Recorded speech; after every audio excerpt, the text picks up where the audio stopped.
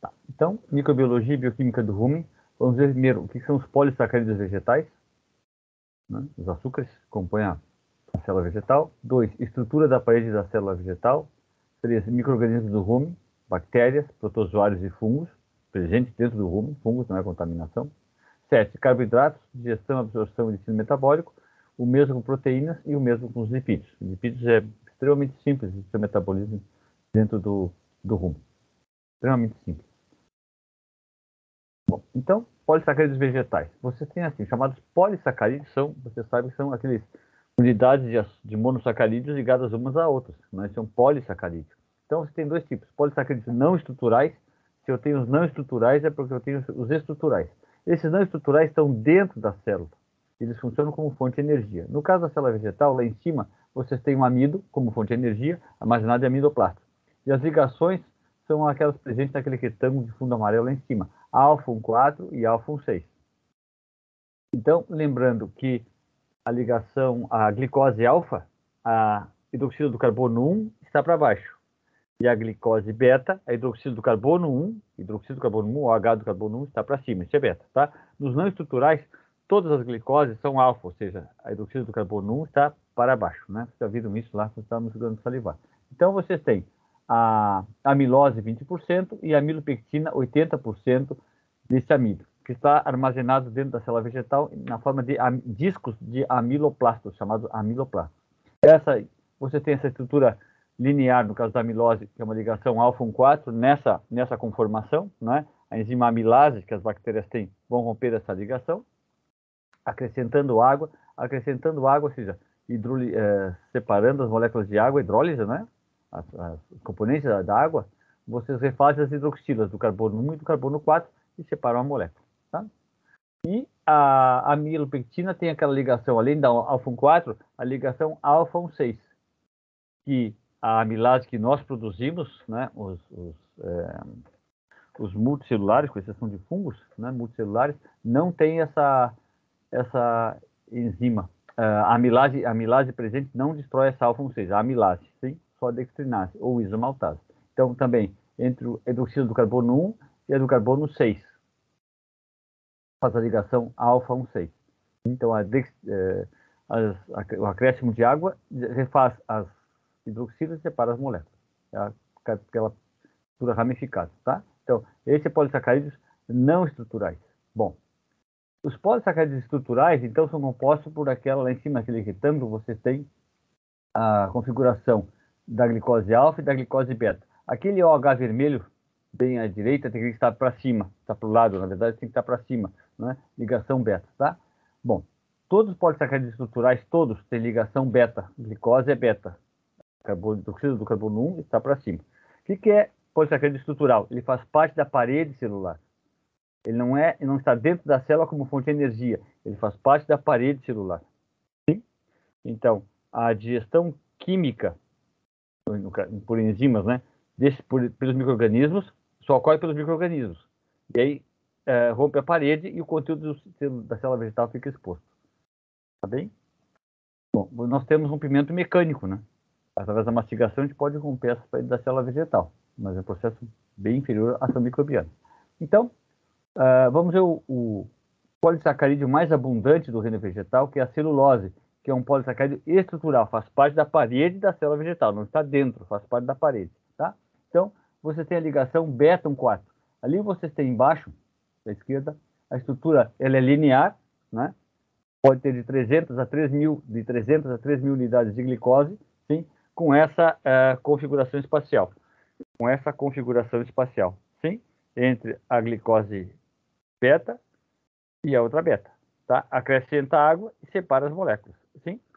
Olha que interessante. Bem à direita você tem aquele retângulo de borda azul mostrando um disacarídeo na ligação beta 4, a partir da celulose, um disacarídeo chamado celobiose. Você sabe que um disacarídeo glicose-glicose na ligação alfa 4 chama-se maltose. Então, do amido ou do glicogênio sendo um disacarídeo, sendo liberado um disacarídeo nessa ligação alfa 4, alfa 4 chama-se maltose. No caso da celulose, chama-se celobiose. Esse disacarídeo, nessa ligação beta 4, chama-se celobiose. Não é maltose, tá? Porque a glicose é beta, não é alfa. Muito bem. Hemicelulose é formada por unidades da enzima, é formada por unidades de xilose, 5 carbonos, é uma pentose. A glicose é hexose, 6 carbonos. A xilose tem 5. Olha que interessante. A hemicelulose é chamada de xilana, porque ela é formada por unidades de xilose. Olha como a natureza é simples, né? Se vocês olharem ali à esquerda em cima, vocês têm ali a estrutura da glicose, à esquerda, e em direção à direita você tem a xilose. É a mesma estrutura da glicose, só que não tem o último carbono. O CH2OH não existe. É igualzinho a glicose, menos o último carbono. Não tem o sexto carbono. Interessante, né? Basta acrescentar só um carbono, você já tem, em vez de xilose, tem glicose. Tá? Bem simples. Bom, ali você tem glicose alfa e uma xilose na ligação alfa também. Mas se vocês olharem essa hemicelulose, aquela xilose, a hidroxído do carbono 1 está para cima. Né? Está para cima. Naquela estrutura entre parênteses, aquilo é uma hemicelulose, né? Composto por xilose. A enzima chama-se hemicelulase, mas ela é conhecida mesmo como xilanase. O nome seria o mais correto, o mais comum, xilanase. Não o mais correto, mas o mais comum, xilanase, porque corta a xilana, que é formada por unidades de xilose, que é a hemicelulose. Tá? Então, em vez de hemicelulase, se utiliza xilanase. Quem é que tem essa enzima? Micro-organismos, bactérias, protozoários e fungos. Principalmente bactérias. Por último, você tem a pectina, que é formada por unidades de ácido galacturônico. Ácido galacturônico, qual é o radical ácido da química orgânica? Radical ácido da química orgânica, COH, carboxila. Então, se é ácido galacturônico, é uma galactose com carboxila. Onde? No carbono 6. Então, vocês olhando aquele retângulo, aquele parêntese bem no centro, você tem ali uma galactose com o último carbono, em vez de ter CH2OH, tem uma carboxila. Esse é o ácido galacturônico. Então, a pectina é formada principalmente por unidades de ácido galacturônico. Tá? Então, a pectinase, acrescentando água nessa molécula, né, separando as unidades os átomos de água, você faz as hidroxilas e separa o ácido galacturônico. Tá? Nesse caso, esse ácido galacturônico o hidroxílio está para baixo, né? Não tem a configuração beta, né? Pectina, tá? Faz parte da parede celular. Muito encontrado em frutas, na casca da maçã, por exemplo.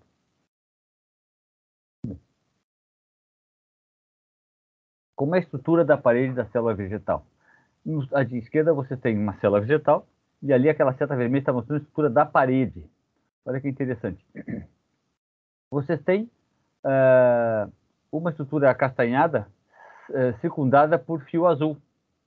E esses fio azul de grande quantidade está entremeado entre si por um arame, um filamento na cor vermelha. Então vamos devagarinho. Aquela porção azul ali é a hemicelulose. Tá? Hemicelulose. E dentro são filamentos de celulose. Então a hemicelulose, ela reveste a celulose, tem filamentos de celulose. E bem à direita você tem 4 unidades de glicose ligadas, que seria uma estrutura dessa celulose. Tá? Então você tem vários filamentos de celulose envolvidas pela hemicelulose, que é formada por xilose. E unindo todas essas ligações, você tem a lignina, tá? Bom, então o que diz ali aquela retângulo de fundo amarelo embaixo à direita? As fibras vegetais, né, constituem a parede celular da planta e são compostas por pectina, hemicelulose, celulose e tal da lignina. Nós vamos ver o que é.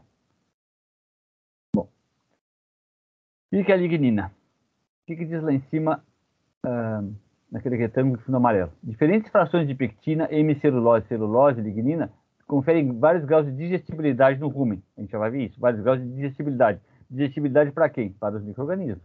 Então, vejam bem, na figura central ali, você tem a celulose, a hemicelulose em azul, aquele arame azul, que reveste os vários filamentos de celulose, e está ligado por aquela um fio castanho alaranjado, que é a tal da lignina.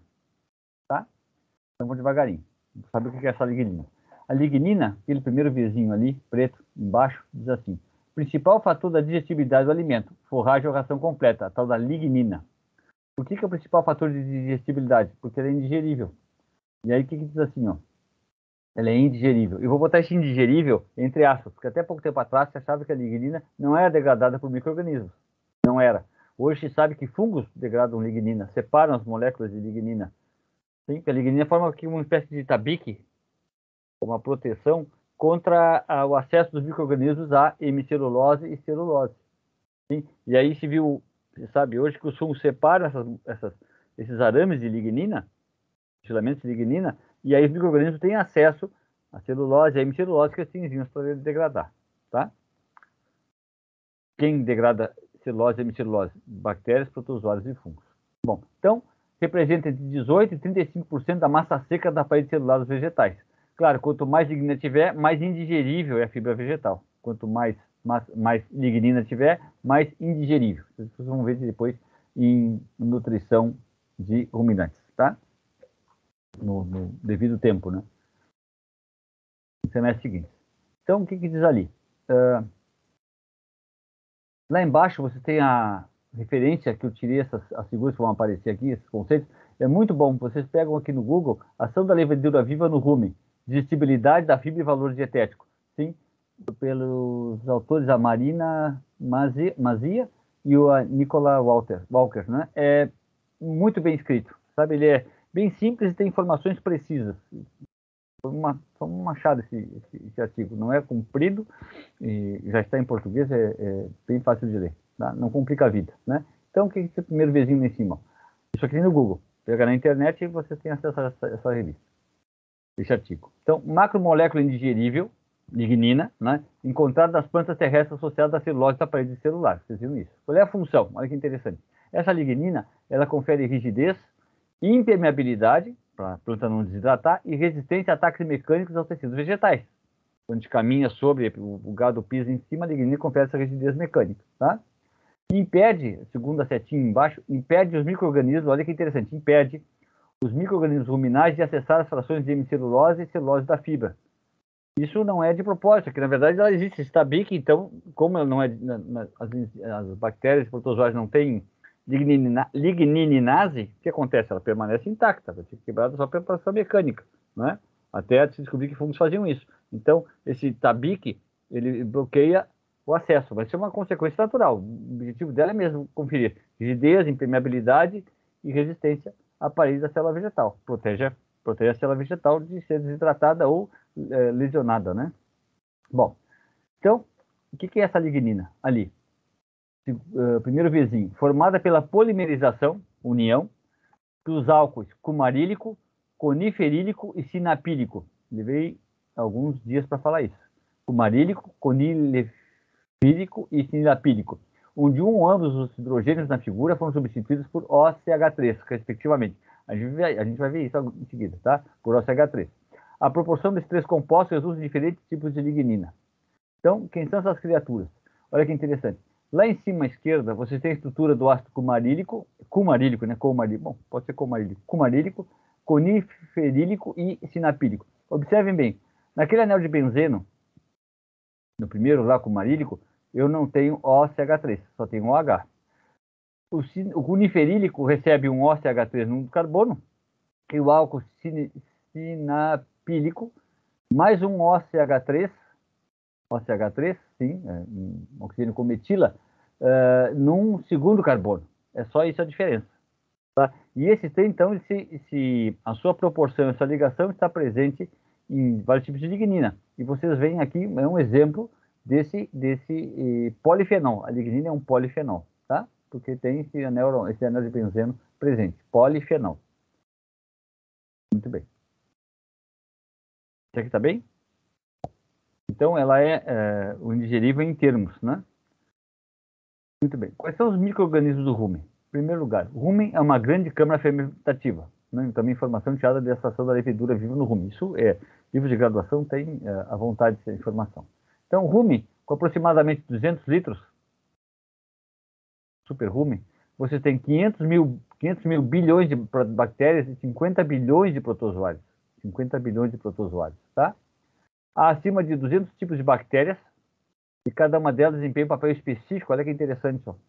Cada uma delas desempenha um papel específico na degradação de alimento. Tem bactérias que só degradam amido, tem bactérias que só degradam celulose, só hemicelulose, só pectina. A gente vai ver isso depois, tá? Só proteína. Né? É bem específico. Isso é um produto de evolução de milhões de anos, né? Milhões de anos. Olha que interessante. Bom, nesse retângulo de fundo rosa, bem no meio da figura, mostra assim. Há também uma menor, mas significante população de fungos, os quais desempenham um papel fundamental na digestão de fibras, atividade das grandes celulares e hemicelulares. Estão envolvidos na colonização inicial das partículas de fibra, ajudando a abrir e facilitando o acesso das bactérias. Então vejam bem, ali nessa figura, à esquerda, você tem uma fibra vegetal e aquelas bolinhas verdes, aquele é fungo. Esses fungos eles vão digerindo a lignina, separando as moléculas de lignina e permitindo o acesso de outros micro-organismos, incluindo eles próprios, à fibra vegetal, aos polissacarídeos estruturais e o seu conteúdo e o conteúdo interior interno da célula vegetal. Tá bem? Eu imagino assim que quando começaram a pesquisar bactérias dentro do rumo, em primeiro lugar, o que diz a história? Eu vi isso num livro de Biologia Digestiva de Ruminantes, né? Com o microscópio óptico rudimentar, o pessoal pesquisou o líquido ruminal e já sabia que existia protozoários, mas não sabiam que tinham bactérias, porque as bactérias eram muito pequenas para aquele microscópio óptico primitivo, primitivo entre aspas, conseguia ver protozoários. Então sabia que existiam protozoários dentro do rumen, mas não sabia que tinha bactérias, mesmo porque os meios de coloração criados por Pasteur e outros ainda não estavam presentes, mas sabia que tinha protozoários. Então imagina assim, o camarada quando começou a dar certo a cultura de bactérias, o cara fazia a cultivo em placas ou em garrafinhas e deu fungo. Puxa vida, contaminei. Até que alguém se deu conta assim, mas eu uso todos os métodos estéreis possíveis, só para pegar bactéria e tem fungo, tem uma coisa errada. Então, o errado é que lá dentro do rumen tem fungo. Existe fungo lá dentro, não é contaminação por manipulação do material de cultura de bactérias. É porque tem fungo mesmo. Presente. A gente vai ver isso em seguida, tá? Bom, então, quais são as condições para o rumen abrigar micro-organismos? Você tem primeiro anaerobiose, que é uma câmara fermentativa, né, para liberar pouquíssimo oxigênio presente, mas anaerobiose. Temperatura de 39 graus centígrados. Sim? pH entre 5 e 5 a 7, já sabe isso. Umidade, tem que ter água para as reações, porque é através da hidrólise da água que se faz as aminoácidos, as glicoses e os outros monossacarídeos. Substrato constante, a bactéria não vai atrás do substrato, o ruminante que manda substrato para a bactéria. E uma excreção constante. Por que a excreção constante é importante? A excreção se dá através da erutação, liberar aquele gás que está sendo produzido, e também o trânsito em direção ao omaso e abomaso. Isso é obrigatório. Por que essa excreção é importante? Naquele retângulo de fundo rosa, borda azul, diz assim, excreção constante. Muito importante porque alguns metabólitos bacterianos são muito tóxicos para os micro-organismos. As próprias bactérias, algumas produzem antibióticos contra outras bactérias. Então não pode ficar no meio porque vai acabar matando a população microbiana. Não em grande proporção, mas pode. Né? E fora que libera a liberação de amônia, você tem várias substâncias que tendem a alterar esse pH. Sim? CO2, por exemplo. Tá? Bom, temperatura de 39 graus centígrados, esse rumen ferve, entre aspas. Né? Então o que acontece? Eu aprendi, assim, uma aula do professor Diogo Magno Bosco, é veterinário e nosso formado aqui na escola, né? E agora é professor do curso de zootecnia e da agronomia, né? Eu provavelmente vai dar aula para você também na veterinária. O Diogo é muito craque. E ele, na aula, ele disse assim: o maior estresse do bicho em relação ao estresse térmico é quando está muito mais quente, mas a temperatura está mais alta no ambiente do que no corpo. No frio, quando está frio, a janela de compensação do bicho é muito maior, ele consegue produzir calor, do que quando está muito quente. Quando está quente, a janela de compensação é menor, porque em seguida fica fora da fisiologia. Ele consegue compensar no frio muito mais do que quando está quente. Só que assim, quando está quente, o que ele faz? Ele deixa de ingerir alimento, o ruminante. Por quê? Porque está para evitar que haja mais produção de calor dentro do rumen. Se o cara já está, se o ambiente lá fora a temperatura está mais alta do que o seu próprio organismo, ele diminui a ingestão, isso é comportamento fisiológico, porque a temperatura do rumen é 39 graus centígrados. É uma cama ele leva dentro dele uma estufa, 39 graus centígrados, tá? Diminui a ingestão, né? Não vai fazer inanição, mas diminui a ingestão. um interessante. Ó. Claro, quando o ruminante ou o pseudo-ruminante ingere alimento, passa de fora ou água, vem contaminado com bactérias. As bactérias que não se adaptarem a essas condições morrem. As bactérias que vieram do exterior, que não se adaptarem a essas condições, morrem. Então, a bactéria aeróbia está ralada. Dentro do rumen, oxigênio mínimo, nada, adeus. Bom, bactérias ruminais. Morfologia. A maioria são cocos e bacilos curtos, né? E tamanho menor, 1 a 3 micrômetros de comprimento. O protozoário tem 100 vezes mais o tamanho de uma bactéria. Por isso que microscopia óptica, por rudimentar, já se sabia que havia protozoários, mas não se sabia que tinha bactérias. Bom, nessa classificação, vou apresentar para vocês, as bactérias estão classificadas de acordo com o substrato que elas atacam ou o produto que elas liberam. Substrato que elas atacam ou o produto que elas liberam. Essa é a classificação, tá? Então, essas 6 primeiras atuam sobre açúcares. Açúcares, como um todo, tá? Então, você tem as bactérias celulolíticas, que degradam celulose, as hemicelulolíticas, que degradam hemicelulose, são ricas em xilanase, as amilolíticas, que degradam amido, lembrando que amilo em grego é açúcar, então amilolíticas atacam o amido, as pectinolíticas, as que utilizam açúcares dimonossacarídeos, essas que são muito específicas, as que utilizam açúcares dimonossacarídeos, atuam só sobre di e monossacarídeos. Não agem em moléculas maiores que 2 açúcares. Não agem, são bem específicas. Essas dimonossacarídeos são resultantes da ação das bactérias de cima, né?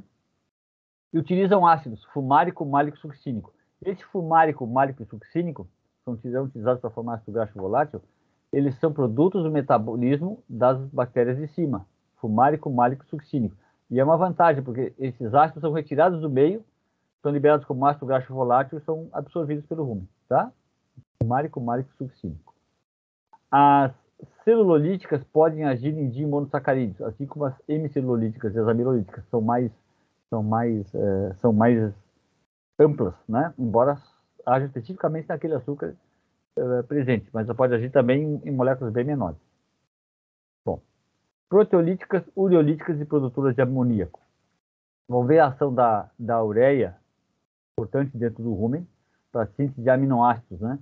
E produtoras de amoníaco. Amoníaco é NH3. Ora, aminoácido tem grupamento amina, NH3, e grupamento carboxila, COH. Então, produtores de amoníaco estão fornecendo grupamento amina para a síntese de aminoácidos pelas bactérias. Sim? A liberação de amoníaco no meio, NH3, facilita a síntese de aminoácidos. Carbono consegue em qualquer lugar, carbono. O diabo é o raio do nitrogênio, tá? Bom, produtoras de metano, CH4, vamos ver que metano é extremamente importante, né? 50% das bactérias do rumen são metanogênicas, produtoras de metano. 50%, metade das bactérias são metanogênicas, produtoras de metano. É bem importante, tá? Da sua formação, já vamos ver por que isso. Sintetizadores de vitaminas, complexo B. Por isso que a fonte de vitamina B12 vem dessas bactérias que vão ser absorvidas lá no intestino delgado. Seguem adiante, rumen, omaso, abomaso, né? E no intestino delgado elas são absorvidas. Fora os micro-organismos, a única fonte são produtos de origem animal, leite, carne e ovos. E os micro-organismos, né? Bactérias que produzem vitamina do complexo. Principalmente o complexo da B12, que nos interessa, né? E as enzimas lipolíticas, tá? Bactérias lipolíticas, perdão. Bom, protozoários. Você tem ali 2 protozoários distintos à direita na figura. Então, vamos ver assim. O que é aquele retângulo amarelo lá em cima? Os protozoários podem representar acima de 50% da biomassa ruminal devido ao seu tamanho. Biomassa não é quantidade, é volume. Volume. Como eles são 100 vezes maior, um volume, 50%, até 50% pode ser de protozoários e o restante de bactérias e fungos, tá? Em termos de volume. Bom, qual é a classificação dos protozoários? Todos pertencem à classe ciliada, todos têm cílios para poder se deslocar nesse líquido ruminal, e você tem 2 subclasses. A de cima é chamada holotrica, holo quer dizer total, e trica, cílio, flagelo, cabelo, né? Então, holotrica é totalmente ciliado. Se vocês olharem naquele figura de fundo azul claro, bem à direita em cima, você tem um protozoário, todos são unicelulares, uma única célula, e tem um penacho ao redor, que aquilo são cílios. Na verdade, está por toda a superfície. Sim? Isso é uma microfotografia eletrônica de varredura. Sim? Bom, então é totalmente ciliado. Ele anda em círculos, né? Ele circula, ele anda em círculos, né? Através do movimento dos seus flagelos. Bom, e vocês têm os chamados, a segunda subclasse são os oligotricas. Oligo é pouco. E trica cabelo, flagelo, cílio. Então, poucos cílios, tá? Esses cílios se localizam num dos polos da célula, né? Então, embaixo a figura à direita, vocês têm ali um oligotrica. Esse oligotrica também é chamado de espirotrica, porque esse deslocamento em espiral, como se fosse uma hélice de barco, ele sai em espiral, que nem uma hélice de barco. Por quê? Porque o cílio está numa extremidade da célula com as suas contrações, desloca ele na forma espiralada, sim? Ao longo do líquido luminal. E também chamados de entodinomorfos. Então, os três nomes valem para o mesmo bicho. Ele pode ser chamado ele é classificado como oligotrica, ou espirotrica, ou entodinomorfos. Se falar em entodinomorfos, são os oligotricas, tá? Aí o pessoal fala, quando vocês veem esses filmes de imaginação fértil, principalmente dos irmãozinhos do norte, dos Estados Unidos, aqueles extraterrestres, né, ETs, bom, não precisa vir de fora, pega um protozoário dessa fotografia microscópica, parece um ET, né, invasão de Marte, né, brincadeira. Bom, muito bem. Quais são as funções metabólicas de protozoários? Lá em cima, primeiro, eles são fibrinolíticos, eles formam ácido graxo, eles rompem a fibra vegetal, né, mas não a lignina, e formam ácido graxo volátil, tá? Alguns englobam partículas de amido, diminuindo a fermentação bacteriana. Os produtos do amido causam acidose. As bactérias amilolíticas atuando sobre amido liberam substâncias ácidas. Então, o que acontece? Ele sequestrando o amido no seu interior, ele indisponibiliza esse amido para as bactérias e evita a excessiva formação de ácido. Claro, ele não vai fazer isso com todos os amidos, né? Mas parte desse amido vai ser englobado por protozoários e fica armazenado lá dentro desse protozoário. Tá? Evita a formação de ácidos a partir da metabolização desse amido por bactérias amilolíticas. Bom, então uma frase importante, papel no complexo mecanismo de regulação do pH. Tá? Alimentam-se de bactérias, afeta a dinâmica, o tipo e o tamanho da população bacteriana. Então, o que eles fazem? O exemplo lá embaixo, a última frase. Como os leões protozoários, controlando a população de gnus, são as bactérias, na savana africana, que é o rumen. Então, eles fazem fagocitose de bactérias e controlam a população bacteriana. Chama-se defaunação, porque o protozoário é o primeiro representante da fauna, né? Tinha a flora e fauna, existe a flora e a fauna, né? Os seres, os unicelulares eucariotos são protozoários, a fauna, chama-se defaunação. Retirar protozoário do rumen. O que é o objetivo? Para que os nutrientes sejam só para as bactérias.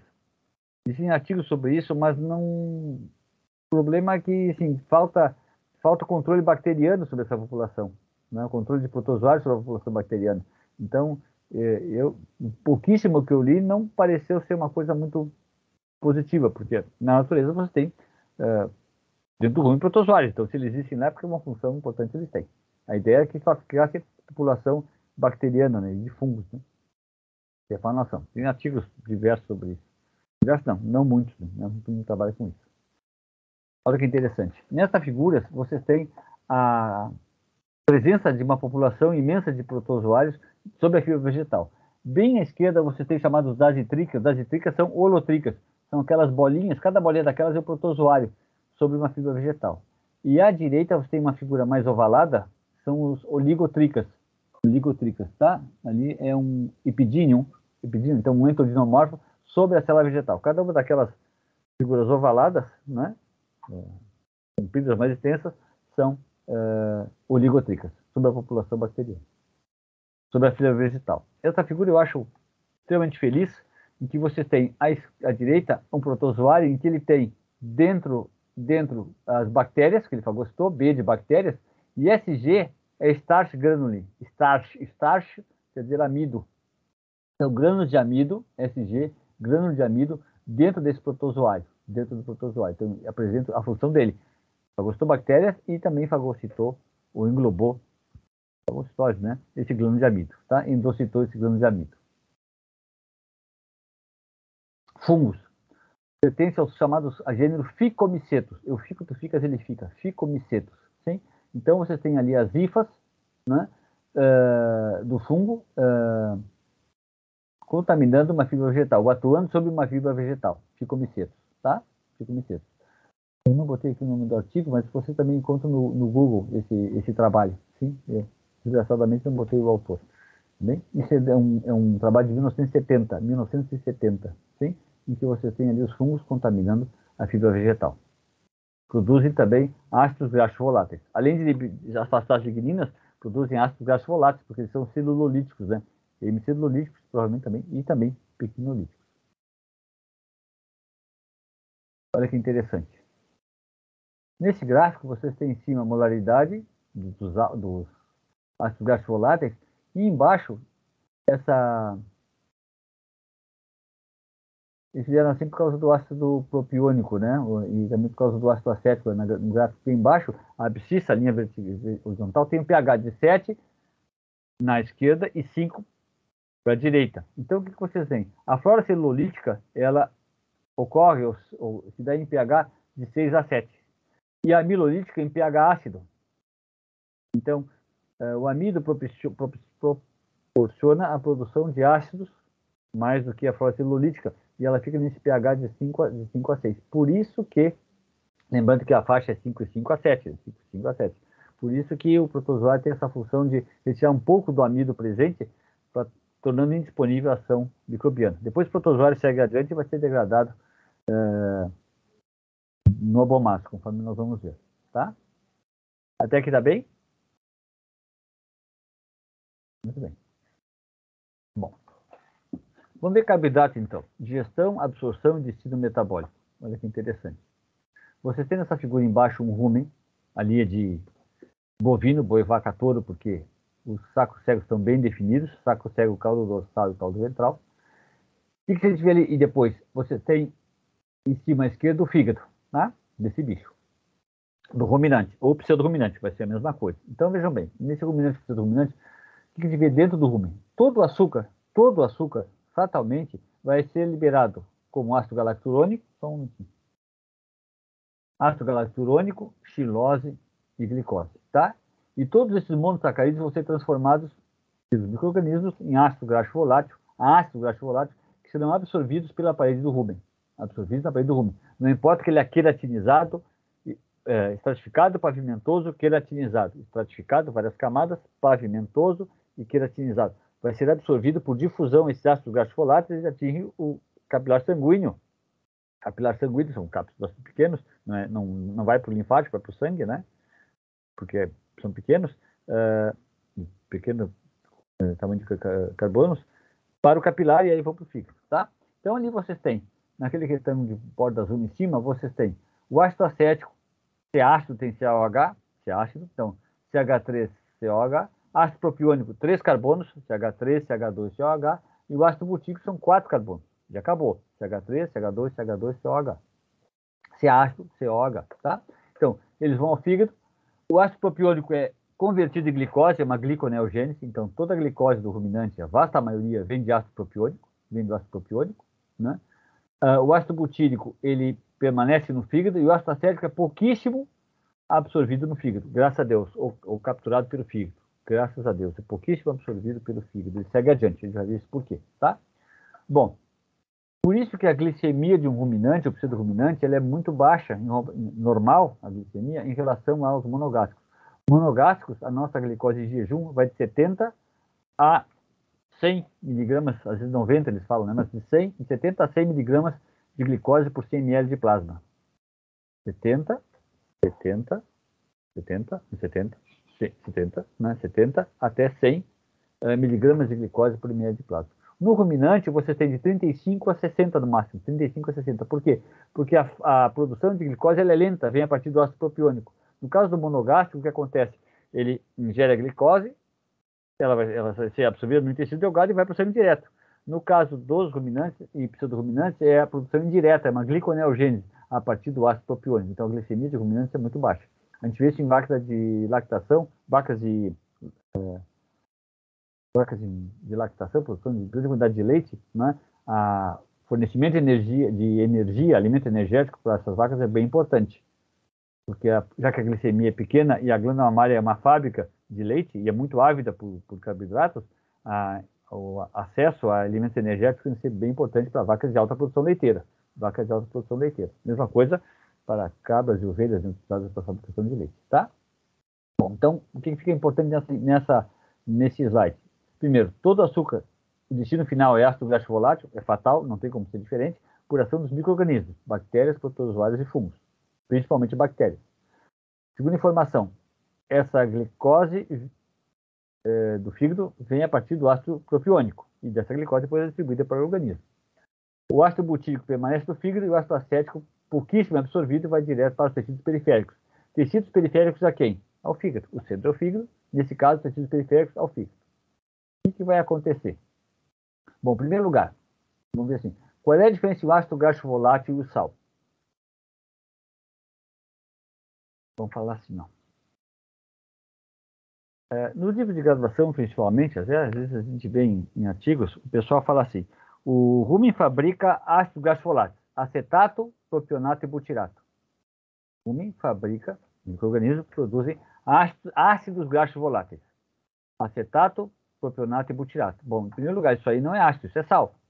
Acetato de sódio e potássio, butirato de sódio e potássio, propionato de sódio e potássio. Bem? Então, qual é a filosofia da história? Isso é bem, bem importante. Então, quando eu ouvi falar isso, o que diz assim? Ó? Primeiro vizinho lá em cima. O ácido graxo volátil é absorvido pelo epitélio ruminal, tamiomaso, e vai para o capilar sanguíneo. Então, é produzido dentro do rumen ácido graxo volátil, COH. Bom, no sangue, ele perde o hidrogênio da carboxila, ele está mostrado ali, vocês têm naquela figura no centro, tem uma linha divisória vermelha, duas linhas paralelas, que é o capilar, e aquele retângulo fundo azul diz assim, ambiente intraruminal ou intraomasal, é a mesma coisa, o maso também absorve. E depois, à direita desse ambiente intraruminal, o sangue. O que acontece? O ácido acético, o ácido propiônico e o ácido butírico, eles têm COH, carboxila inteira, intacta, né? Então, no sangue perde aquele hidrogênio, esse hidrogênio ele vai ser captado por proteínas plasmáticas, está aí naquele retângulo à esquerda de fundo azul, amarelo, bem embaixo. Observação, no sangue, o hidrogênio é captado por proteínas plasmáticas. Ele perde a função, a característica iônica. Ele é captado por proteínas e sai da forma iônica, para evitar que ele reduza a ponte de sulfeto, evita a desnaturação proteica. E aí, assim, aí eu tenho um íon chamado íon carboxilato, TCO-, que vai se ligar a um cátion monovalente, ou sódio ou potássio. Então, a partir do sangue, uma vez que entra no sangue, depois do epitélio ruminal e omasal, eu vou ter essa COA- ligada ao sódio ou potássio. Aí forma um sal. Então, vai ter acetato de sódio ou potássio, propionato de sódio ou potássio, butirato de sódio ou potássio, conforme aquele retângulo aí à direita de fundo amarelo. Tá bem? Isso é para evitar a acidose do sangue, porque a produção de ácido graxo volátil é constante, importante, em grande quantidade, e eu vou ter acidose. Então, perdendo aquele hidrogênio sendo captado por proteínas plasmáticas, e sendo liberado na forma de sal para o sangue, evita a acidose. Sim, acidose metabólica. Bom, é o que está escrito ali em cima, a última setinha, ó. Sal evita a acidose do sangue se permanecesse, e caso permanecesse com ácido graxo volátil, tá? Muito bem. Então, vamos ver assim. Vocês viram que o ácido propiônico vai formar glicose, então gliconeogênese. O que acontece com o ácido acético e ácido butírico? Então, o ácido acético, o acetato, tem 2 carbonos e o ácido butírico tem 4 carbonos, tá? O que acontece? Eles vão formar acetil, que é 2 carbonos. Então, o ácido butírico é clivado em 2, né? 2 e 2 forma acetil. Essa acetil se liga com a enzima A, que é uma proteína grande, né? E vai ser utilizado no ciclo de Krebs, acetil-CoA. Então, o que acontece? Se houver muito acetil, aquele retângulo de fundo azul, de borda azul escuro, está escrito assim. Se houver muita acetil formada, satura o ciclo de Krebs e ele é desviado para a síntese de ácidos graxos. Então, o ácido acético e ácido butírico vai formar acetil e se liga com enzima A para formar ATP, ou, se tiver excesso, vai unindo de 2 em 2, formando então um ácido graxo, como fonte de energia, tá? Como armazenamento de energia. Então, vocês veem ali, ó, você tem embaixo um ácido graxo formado, sempre paralelo, sempre em número par, porque entram sempre 2 carbonos. E note que aquela linha azul horizontal, está mostrando a entrada, o acréscimo de sempre de 2 em 2 carbonos, na forma de acetil ou acetato, tá? Então, o fato, o que tem aquele retângulo de fundo azul embaixo, róseo, né? O fato do ácido acético ir para os tecidos, olha aqui, lembra que ele é pouquíssimo absorvido pelo fígado, né? Então, pouquíssimo absorvido pelo fígado, garante fornecimento de energia direta e independente do fígado. Então, em vez de esperar que o fígado, talvez, quem saiba, um dia libere acetil para formar, para a síntese de energia ou para a síntese de ácidos graxos, pelo fato de o ácido acético não passar diretamente pelo fígado e se distribuir para os organismos, para o resto do organismo, garante que haja fornecimento de acetil, o acetato para formar acetil-CoA, simultaneamente ao fígado. Simultaneamente ao fígado. E engraçado que assim, o ácido acético é o ácido mais formado, está em torno de, dependendo do alimento vegetal, de 40% a 60% é ácido acético. 40% a 60% dos ácidos graxos formados, são só 3 principais, acético, propiônico e butírico, 40% a 60%, a maior parte é ácido acético. Sim? Mesmo 40%, porque os outros são menores, né? Garante, então, essa liberação dessa energia e formação de ácido graxo para o organismo como um todo, tá? Independente do fígado. Não precisa esperar pela gentileza do fígado liberar. Muito bem. Aqui vamos ver então a formação desses ácidos graxos voláteis. Vocês têm lá em cima, em verde, o amido e a celulose à esquerda liberam seu produto glicose, amido e celulose, tá? A hemicilulose à direita libera a xilose em cima e as pectinas ácido galacturônico. Todos vão formar frutose, e aí você tem as frutosanas. Frutosanas é formada por frutose, também representa um açúcar presente na célula vegetal, forma frutose 1,6-bifosfato, e aí você tem assim, bem à esquerda, a formação de ácido fórmico, e a partir desse ácido fórmico vai ter a formação de metano. Olha que interessante. Para formar metano, lá em cima, lá embaixo aquela bolinha vermelha, o metano, 30 a 40% desse gás está presente na forma de metano. Para formar metano, precisa de hidrogênio, que é ácido, e do CO2, que é um ácido volátil. Então, o metano ele retira metabólitos ácidos importantes do meio intraruminal e intramasal também, né? Principalmente intraruminal, porque ele vai ser resultado ali, não pelo mais, intraruminal, tá? Formando metano, CH4, que é um gás inerte. Então, não é à toa que 50%, metade das bactérias, são metanogênicas, formadoras de metano, porque o metano vai retirar os elementos ácidos, hidrogênio e CO2 para formar, para que ele possa ser formado. Retira. E onde é que vem esse hidrogênio e CO2? Do metabolismo microbiano, bactérias, protozoários e fungos. Hidrogênio e CO2 vem do metabolismo microbiano, tá? Bom, depois do CO2, 60% a 70% vão ser lutados, e ali em cima, vocês têm à esquerda, em cima, ou no meio da figura, outra bola de fundo vermelho, mostrando os outros gases presentes. Nitrogênio 7%, O2 0,6%, então tem oxigênio, pouquíssimo, mas tem dentro do rumen, quase nada. Hidrogênio 0,6% e H2S é sulfeto de hidrogênio, 0,01%. Eles também são produtos de metabolismo microbiano. Sobre quem? Sobre a célula vegetal, sobre açúcares, tá? Claro que esse nitrogênio também é um produto do metabolização de aminoácidos dentro da célula, tá? Então, vamos dizer assim, do metabolismo geral microbiano, açúcares, lipídios e proteínas, principalmente açúcares, que é a maior quantidade, você tem essas 3 bolas vermelhas representando, então, os gases erutados. Os gases que precisam ser erutados. Depois, a formação de acetato, butirato e propionato, a partir desse metabólito, a partir do piruvato. Não vamos entrar em detalhes aqui, senão não é o objetivo dessa aula, essa via bioquímica presente. Tá? Mas forma acetato, butirato e propionato. Vejam bem, ó, isso aqui, se for no rumen, é ácido acético, ácido butírico e ácido propiônico. Tá? Acetato, butirato e propionato, veja que essa figura eu tirei da internet. Eles falam aqui dentro do rumen como ácido, como sal, não é ácido graxo volátil. Mas vejam porque o pessoal trata o ácido graxo volátil como sal, né? Chama ácido graxo volátil, acetato, butirato e propionato. Não é, dentro do rumen é ácido graxo volátil. Fora dessas células, no sangue, aí sim, aí eu tenho acetato, butirato e propionato. Bom,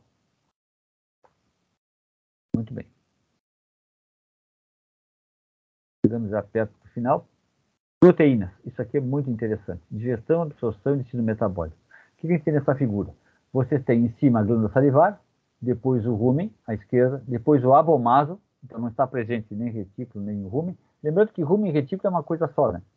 É uma banheira só, né? O retículo está presente para retirar corpos estranhos e para mandar trânsito em direção ao omaso, mas ele também funciona como uma pequena câmara fermentativa, que está presente nesse meio. Bom, o abomaso, intestino delgado, à direita em cima o fígado, e bem no meio tem um rim de bovino, boi, né? Porque ele é polilobado, né? Ou multilobado, como se diz, tá? Então, vamos ver assim, ó. Toda a proteína de origem vegetal entra no rumen, é atacada por bactérias proteolíticas, liberando aminoácidos, ali à esquerda, dentro do rumen, aminoácidos, tá? Esses aminoácidos vão ser utilizados para formar a proteína microbiana, a proteína que interessa à bactéria. Muito bem.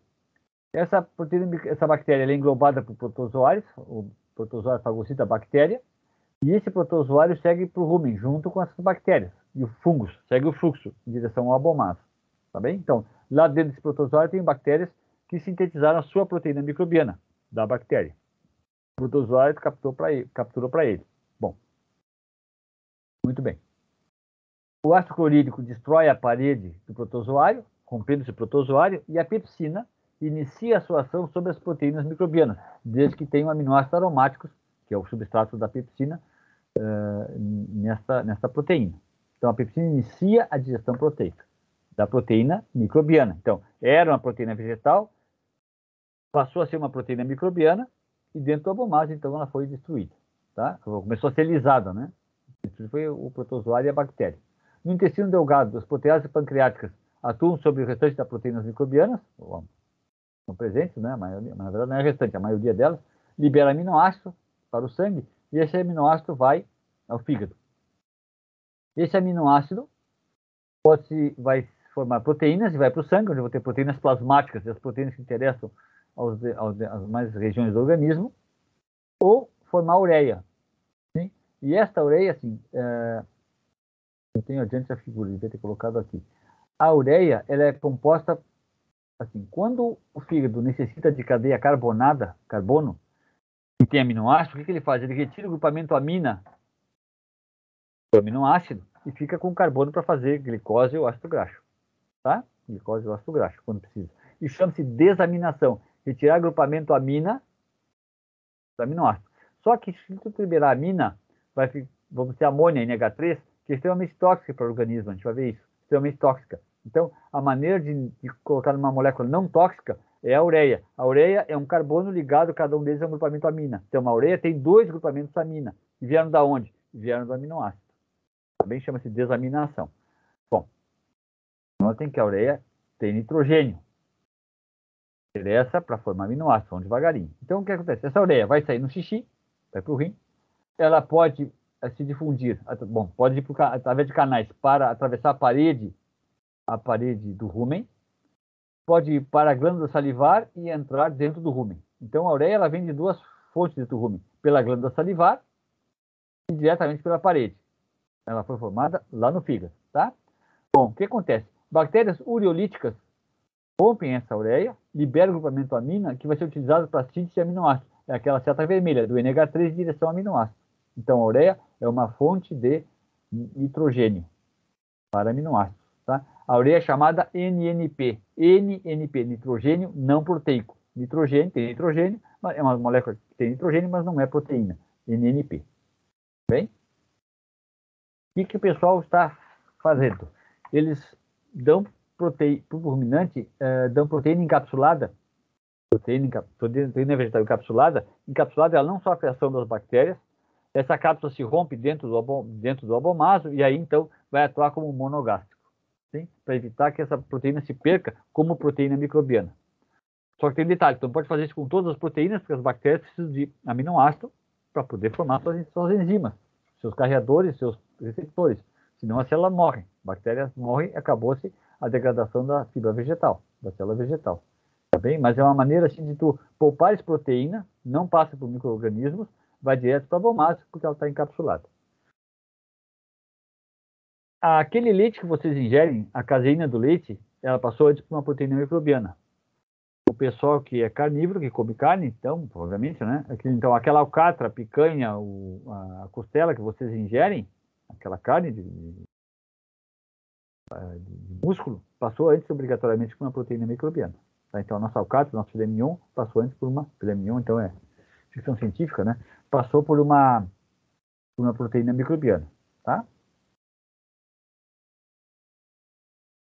Qual é o abacaxi desse liberar amônia? Então, vejam bem, ó. Naquele retângulo de fundo de borda preta, você tem ali a molécula da ureia, sim? A bactéria acrescenta tem a enzima chamada urease, né? A urease, ela acrescentando água, ela separa, forma CO2, notem bem, CO2 e 2 grupamentos amina. Então, as bactérias ureolíticas, ela tem a enzima urease, que separa, lisa essa ureia, liberando grupamento amina. Bem? Bom, então assim, qual é o problema dessa ureia? Então, vejam bem, você tem ali um ciclo de Krebs, tá?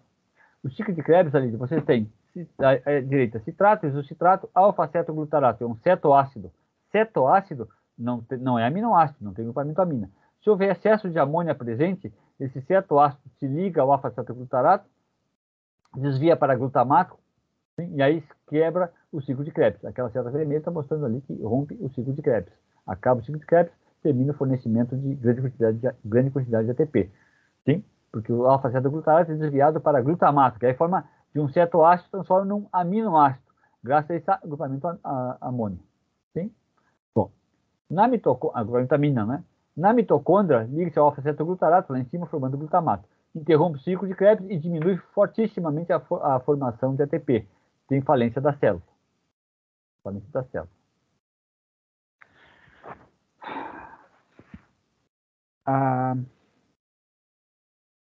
Então, o metabolismo celular vai para as cucuias, como se diz, né? Na complicação da hepatite, a cirrose com CI, é uma fibrose do tecido hepático. Então, o tecido fibroso não é hepatócito, é tecido fibroso. Sim?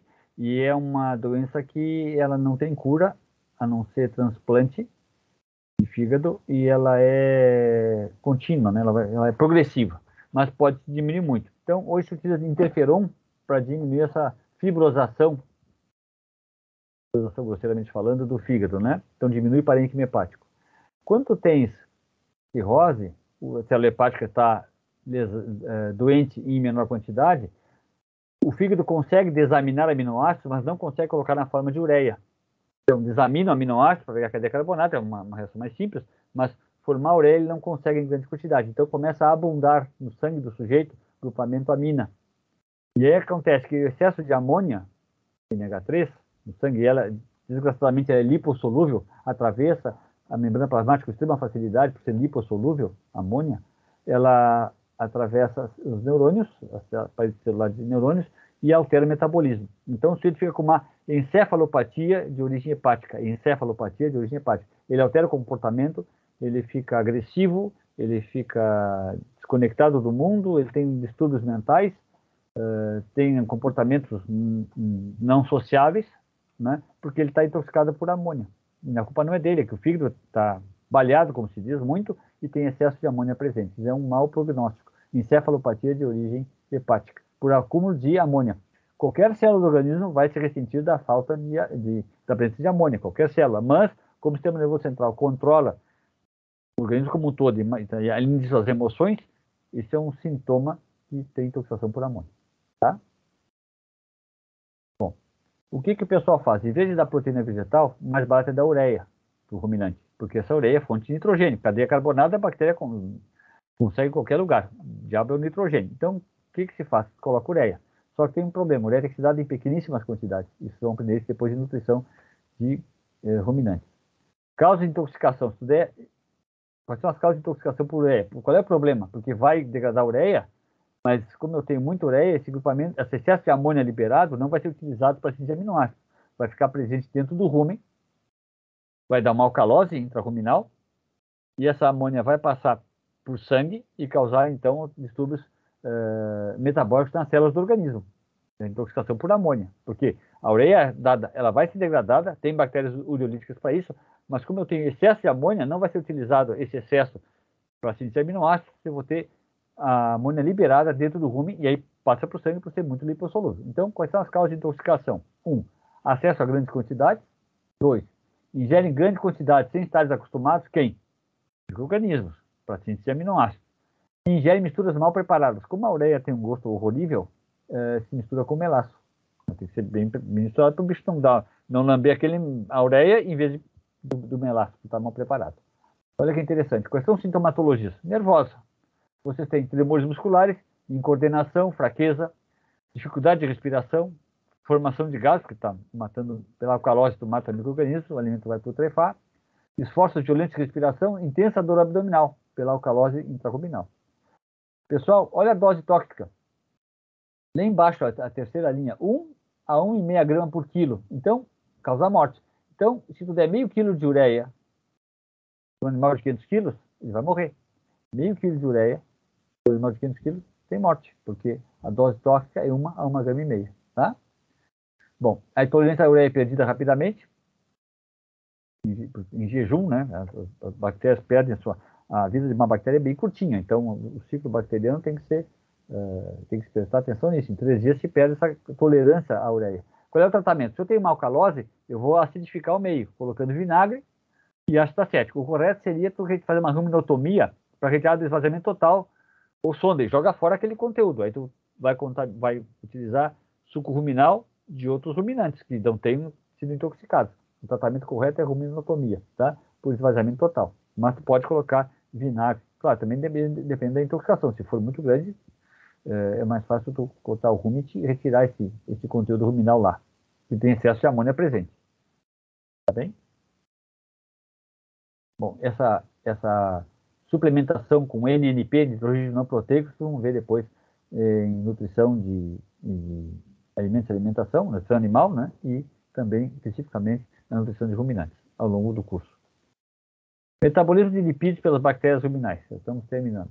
Esse é bem simples. Os ácidos graxos vegetais são insaturados, ou seja, tem liga dupla e liga tripla. Liga dupla e liga tripla entre os carbonos, insaturados. O que fazem as bactérias? Elas colocam hidrogênio nesses carbonos, nessas ligações, e saturam. Os ácidos graxos se tornam saturados por ação microbiana. Ácidos graxos saturados. Ácidos graxos vegetais. O que acontece? Quais são a composição desses ácidos graxos? Lá embaixo. Galactolipídios das forragens, então lipídio com galactose, então seria um triglicerídeo com galactose do carbono 3, e triglicerídeos dos grãos de cereais. O produto vai ser AGL, ácido graxo livre, glicerol e galactose. São os produtos ácido graxo livre, glicerol e galactose. Esse galactolipídio são os 3 carbonos do glicerol, aqui eu tenho uma galactose embaixo, o carbono 3 tem uma galactose, tá? A ação das enzimas hipolíticas vai liberar o glicerol, a galactose e os ácidos graxos. O glicerol e a galactose são utilizados para a síntese de ácido graxo volátil. O glicerol e a galactose são utilizados para a síntese de ácido graxo volátil. Esse ácido graxo livre ele vai ser absorvido lá no intestino delgado. Pode ser utilizado por bactérias e também, principalmente, absorvido no intestino delgado. Tá? Bom, aqui é o fecho desse metabolismo todo. Vocês já conhecem, é só uma revisão. Na primeira coluna você tem a porção do trato gastrointestinal, a boca, retículo rumen, embaixo o omaso, abomaso, estômago verdadeiro e intestino delgado. Bem embaixo você tem ali a chave. O círculo é alguma absorção, mas não a mais importante, e aquele quadrado representa o principal sítio de absorção. B quer dizer ação bacteriana, lá embaixo, tá? Então, assim, a proteína do alimento no retículo no rumen, ela sofre ação de bactérias, formando aminoácidos, para uma proteína bacteriana ou microbiana, sim? E pode ser utilizado em menor proporção para a síntese de ácido graxo volátil. Menor proporção para a síntese de ácido graxo volátil, é o GV, aquele vermelho. Note que ele já tem um quadrado de fundo verde indicando o principal local de absorção de ácido graxo volátil, retículo rumen. Bom, algumas podem passar para o abomaso, porque esse sistema ele é um fluxo contínuo e há um tempo para isso, mas pode escapar da ação bacteriana e proteína do alimento direto para o abomaso, sem ter ação de formar uma cápsula, sim? É porque escapou da ação microbiana. Isso é fisiológico. Se tivesse paradinho, toda essa proteína seria degradada. Mas isso não acontece, tem um trânsito, um fluxo, né? Bom, se for lá em cima, em azul, NNP, nitrogênio não proteico, ureia, né? Ela vai formar, então, essa proteína bacteriana através da liberação do grupamento amina, dessa ureia, tá? B, ação bacteriana. Muito bem. Essa proteína bacteriana, proteína do alimento, sofre degradação no abomaso, inicia a digestão proteica no abomaso, e ali você tem a liberação de aminoácidos no intestino delgado e sua absorção. Né? A absorção de aminoácidos, já sabem como acontece, pode entrar 2 a 3 aminoácidos juntos de peptídeos, mas sai da célula intestinal aminoácido para o capilar. Célula intestinal, quer dizer, célula do epitélio da mucosa intestinal. A gordura vai formar ácido graxo volátil, poderá passar, e ácido graxo livre vai para o intestino delgado, onde vai ser absorvido como na forma de ácido graxo e glicerol. Mesma coisa que monogástrico, tá? Carboidratos, hemicelulose, celulose, amido e açúcares vão liberar, lá à direita, glicose, estilose e ácido galacturônico. Síntese ácido graxo, principal fonte de ácido graxo volátil é a glicose, estilose e ácido galacturônico. Que eventualmente, e uma pequena absorção também no omaso, tá? Menor, que em termos, porque tem menor tamanho que rumen, né? Menor proporção de absorção de ácido graxo volátil, mas também absorve ácido graxo volátil. Esses monossacarídeos que não são utilizados para ácido graxo volátil podem sofrer absorção no intestino delgado, glicose, xilose também. Amido e açúcares, como escaparem da ação bacteriana, também na forma de glicose no intestino delgado. Tá? Então, isso aqui é o fecho desse metabolismo. Bom. Encerrando, vocês têm aqui, esse gráfico é muito interessante, foi tirado desse artigo de 1990, mas é muito bem escrito, é um inglês técnico bem fácil, não é complicador. Como é que são formados e como é a absorção desse ácido graxo volátil, destino desse ácido graxo volátil. É fisiológico, eu review, vocês como alunos da UFRGS têm acesso à biblioteca da UFRGS e a biblioteca assinou a cápsula de assinatura de várias revistas, que a UFRGS tem acesso a ela, é fisiológico, eu vi, tem. Vale a pena, esse artigo é muito bom. Tá? Deve ser de 90, início de 90, mas o que está escrito lá é verdade. Né? Então, tem aqui em cima. Na ordenada, vocês têm ali VFA, é volátil fatty acids, ácidos graxos voláteis, volátil fatty acids, ácidos graxos voláteis, em milimol por 100 gramas de matéria seca, dry, matéria seca, não tem água. Tá? E embaixo, os locais, trato gastrointestinal. Então, vejam bem, na linha vermelha você tem a produção de ácido graxo em bovinos, quase 100 no rumen, e em torno de 50 dentro do seco. O seco também tem produção por 100 gramas de matéria seca, tá? Produção de ácido graxo volátil, seco do ruminante. Em verde, vocês têm o cervídeo, que é igual ao bovino, e olha a ovelha, lá em cima, ó, 150. A produção no rumen de ácido graxo em ovinos é muito maior, é quase um terço a mais de bovinos, tá? Isso pela qualidade e a quantidade de bactérias presentes, principalmente a qualidade dentro do rumen de ovelha, né? Que é outro bicho. Seco, o cólon proximal também produz ácido graxo volátil. Se vocês olharem aqui dos outros animais, esse foi já desse Bergman, se vocês observarem, ali o cavalo, o seco produz mais ácidos graxos por 100 gramas do que o rumen de bovinos. Se você olhar na figura anterior, aquele triângulo de ponta invertido, um ápice para baixo, que é de bovino, note que a produção do seco de um cavalo é muito maior, não é muito mais, mas maior do que o rumen de ruminante precisa do ruminante. Tá? Muito interessante isso. Então, o seco de cavalo não é desprezível, né? Um animal de 500 quilos, o seco é 30 litros, né? 30 litros, seco. Tá? Também pode sofrer timpanismo, né? Mas aí, como de gás do seco, né?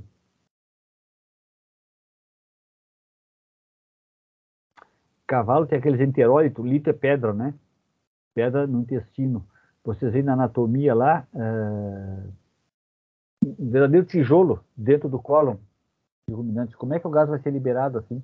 Vai seguir adiante, né? Mineralização do material fecal dentro do cólon. Né? Enterólito. Pobre bicho. Bueno, pessoal, terminamos por aqui essa parte. Alguma dúvida?